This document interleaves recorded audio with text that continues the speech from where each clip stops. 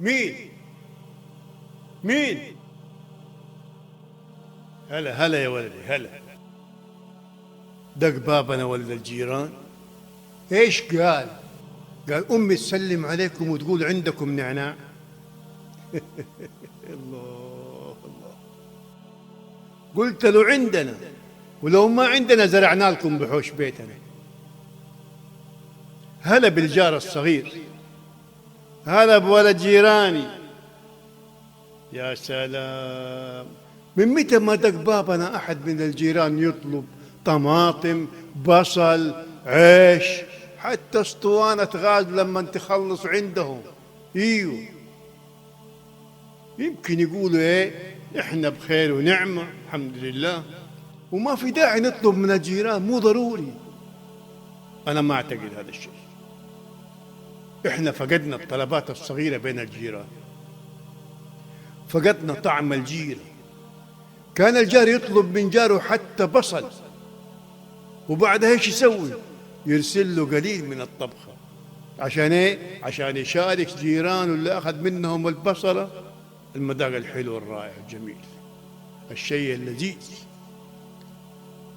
الآن صارت الطلبات بين الجيران عيب وقلة ذوق، وبعضهم يستغربوا لما يجي جارهم يدق عليهم الباب من دون استئذان ولا موعد ولا إحم ولا دستور ولا اتصال حتى، ويمكن يتهم جاره بالجنون لما يطلب منه أي شيء كان.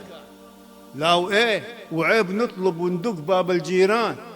يا ساتر، زمان حياة بسيطة وقلوب طاهرة وصغار الجيران أبسط، وجملة أمي تسلم عليكم وتقول عندكم بصل.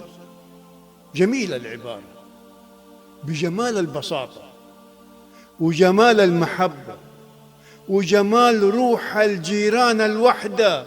ايوه، أنا شفت وأنا صغير إنه العوائل زمان تشعر ايه بحاجة جارها، وإذا راعي البيت راح يقضي البيت ما ينسى جيرانه.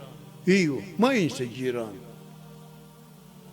وكمان ايه، ممكن يجمع جيرانه على حبة دجاجة أو قرص تميس مع الفول أو تميس مع جبنة وحلاوة، وربك يبارك لهم فيه.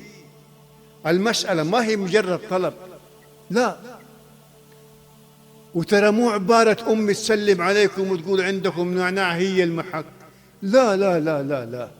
العلاقة نفسها فقدت طعمها، فقدت دفئها، فقدت الجيرة، فقدت حلاوتها.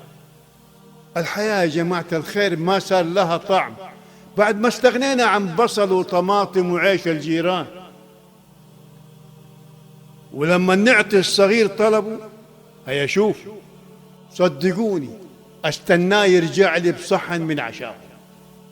ليتها ترجع ذيك الايام وجيران ترسل وتسأل وتطلب بدون قيود حياة مملة ولا رسميات قاتلة.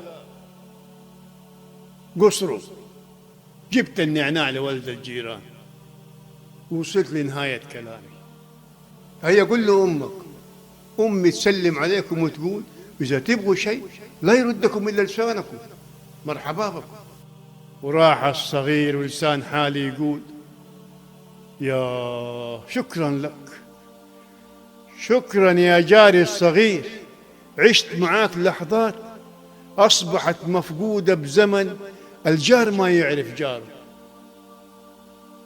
والمصيبة إيه؟ إنه حتى بعض الأخوان أصبحوا ما يعرفوا بيوت بعضهم إلا في المناسبات، وبعض الأهل كمان. والعذر والعذر إنه كل واحد صار له حياته، ما أقبحوا من عذر. أي حياة هذه؟ أي حياة هذه اللي يخلي الأبناء يكبروا في العائلة الواحدة وما يعرفوا بعضهم؟ فما بالك بالجار؟ رحمتك فينا يا الله. ترى العيب فينا مو في زماننا.